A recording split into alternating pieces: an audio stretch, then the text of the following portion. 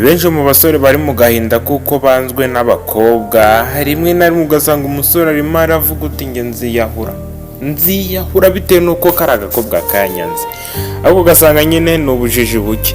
Hari igihe usanga rero hari ibintu wakora umukobwa ukanza akakugarukira. Nibyo rero umunsi ngiye kukwereka wa musore we. Hari igihe usanga umukobwa uba waramukunze pe, ni mwiza, afite iyo nyasha, afite inyinya, areba neza, agaragara neza, ukavuga uti uyu mukobwa nge ninamugira umugore nibishaka bizarorere. Ngiye kukwerekera rero ibintu wakora umukobwa wakwanza akakugarukira. Icyo kizungerezi wakunze disi. Ngiye kukwereka umuti rero. Ntabwo nge ndi umupfumu, ahubwo ndi umwe mu bakugira inama y'uko watwara urukundo rwawe neza. Kandi ndanagushishikariza kuba wakanda subscribe kuri YouTube channel kugira ngo utazajya ucikwa n'ibiganiro tubagezaho. Nanjye abategura kino kiganiro nkanakibagezaho nitwaye me wawe kaza. Urebye bimwe mu bintu wakorera umukobwa wakwanza akakugarukira, hari igihe usanga uko kera mwakundanaga nyine byarahindutse pe, mwarabyukaga buri umwe agahamagara undi muzukana, mesaje zikavuza ubuhuha. Ariko ubu ngubu ukubwira ngo uri mwiza ni MTN cyangwa se Airtel bikubwira uti mukiriya mwiza ishyura ideni ufiteho. Rimwe na rimwe rero ugasanga biri kugutera agahinda, kandi mbere wabyukiraga kuri ka I love you too. Utwo tuntu rero ugasanga turimo turakugarukira. Yanjye kukwereka ukuntu wagarura urwo rukundo rwagiye. Nta kindi wowe usabwa usibye kuntiza ayo matwi yawe. Ikintu cya mbere uzakora, kosora ibyatumye agutakariza icyizere. Mwarakundanaga mbere, mwarahamagaranaga, ugasanga ubuzima bwanyu bwose murimo murabuganiriraho. Ariko ubu ngubu aho no kugira ngo akuvugishe ni nko kuba arimo aravugana n'umutubuzi. Kwa kundi umutubuzi aguhamagara uzika urimo uramutuburira, ukemera ukagerageza nyine ukavuga uti reka mbe nganira nawe nta n'icyo ndi gukora. Rero nawe akuganiriza bitewe n'icyo kintu, ariko cyo ugerageza kusura ibyatumye agutakariza icyizere. Mwarahamagaraga mbere ariko wageze aho urabireka, cyangwa se hari ibindi bintu cyangwa se ugasanga nyine baramusohokanaga, ubwiraga iyo mitoma, mwaraganiraga mbese bihagije, ariko byarahindutse bitewe umwe ni wowe cyangwa se ni bo. Ariko nyine hari tekinike nyine ushobora gukoresha. Twabigishije amategeko 10 yo gutereta. Ushatse wajya kureba kugira ngo ubashe kuba wasobanukirwa, ariko nange ndashyiraho akanjye nkwereka ibintu wakora. Ikintu cya mbere nyine ni ugukosora icyatumye cyangwa se bimwe mu byatumye agutakariza icyizere. Cya kabiri, mwereke ko wahindutse. Hari igihe usanga umukunzi wawe cyatumye mutandukana yabonaga uri kazizi, ukunda kunywa inzoga, ukunze kubomora cyane, abakobwa bose bazi ko uri imfizi y'akarere. Rimwe na rimwe rero ugasanga ntazi ko wahindutse. Bya bikorwa azi ko ukibikora, ibindi byose azi ko ukibikora. Mwereke ko wahindutse nyine, umwereke ko ubu ngubu uri umwe mu ntangarugero mu bantu beza cyane, bizatuma nyine akugarukira. Numwereke ko wahindutse, azagaruka nta kabuza, kuko amazi arashyuha ariko ntiyibagirwa iwabo wambeho. Kandi wakorera umukobwa wakwanza akagukunda cyane no gucisha bugufi. Nyaboneka acisha bugufi. Ushobora gusanga impamvu yakwanza ari uko wagerageza kwishyira hejuru cyane, ugasanga uri kumukandamiza.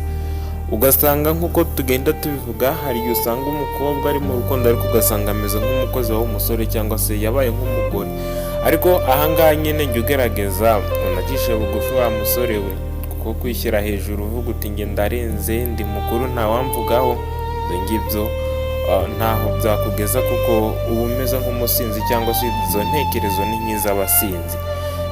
Gerageza nyine ucishe bugufi, ushyira agapira hasi, uvuga uti ndemeye, twaganira.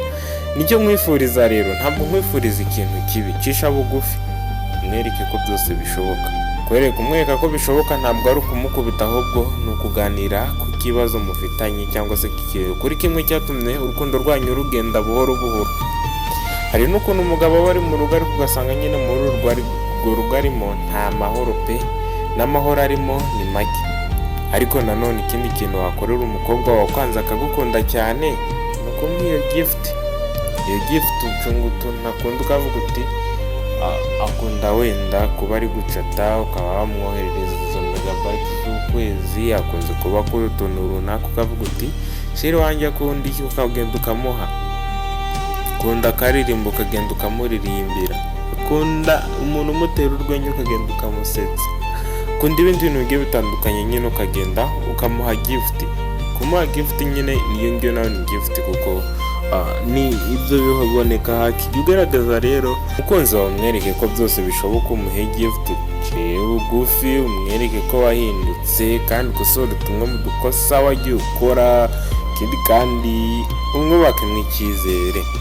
Ikindi kandi jya umwumva. Umukunzi wawe kuba akubwira ikintu ntucyumve, ugasanga arimo aravuga, ugashinga amatwi wa mukobwa we, wa mugore we, ugasanga nyine ibintu byose ari kukubwira ariko ntushaka kumwumva. Jya ugerageza rero umwumva. Ashobora kuba avuga nabi cyangwa se akubwira amakosa wakoze, jya ugerageza umwumve, wumve umukunzi wawe, kuko ni umuntu w'agaciro imbere yawe, ntabwo ari umuntu wo gutesha agaciro. Mwumve, uvuga uti ego ko uvuze nibyo, ni ku ruhande rwawe, nanjye twafatanya gutya, nanjye bikagenda utya, nuko mbyumva, kamubwiza ukuri. Ikindi kandi wowe uzakora umukunzi wawe akagukunda cyane, ndavuga wowe umukobwa wakwanze nk'uko yagukundaga mbere, cyangwa se n'uwo mugore wawe, ni ukugerageza mukabwizanya ukuri. Kubwizanya ukuri ntabwo ari nka kumwe kw'abagore, kuko umugore n'usanga igihe cyose agivuze ngo agiye kukubwiza ukuri, usanga arimo aragutuka.